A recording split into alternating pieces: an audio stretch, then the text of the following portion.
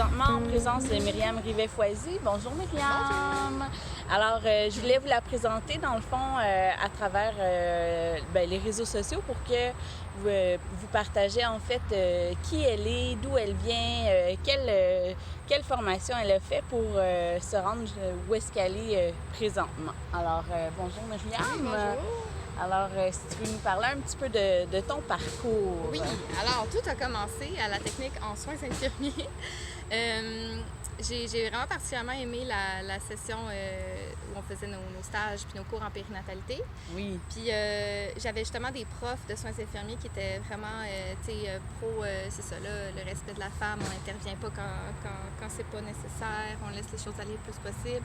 Puis ils m'ont beaucoup parlé de la profession sage-femme que je connaissais déjà, mais j'ai appris encore plus à la connaître.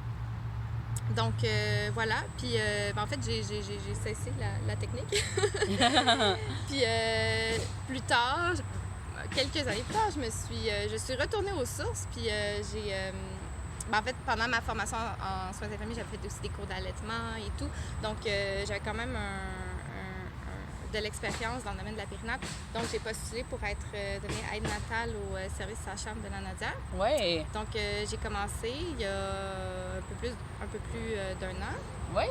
Après ça, ça prenait la formation d'accompagnante à la naissance. Donc, par le fait même, j'ai fait juste avant ma formation d'accompagnante à la naissance.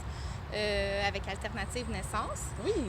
J'ai vraiment aimé ça. Donc, moi, au début, je le faisais pour être aide natale, mais là, j'ai tellement aimé ça que ça me donnait le goût d'être accompagnante à la naissance aussi. Oui, c'est sûr. Puis, donc, c'est ça. Donc, j'ai fait des accompagnements depuis. Fait qu'allaitement, accompagnement à la naissance. Puis là, tu as fait une formation il n'y a pas longtemps aussi sur la psychologie périnatale. Oui, c'est ça.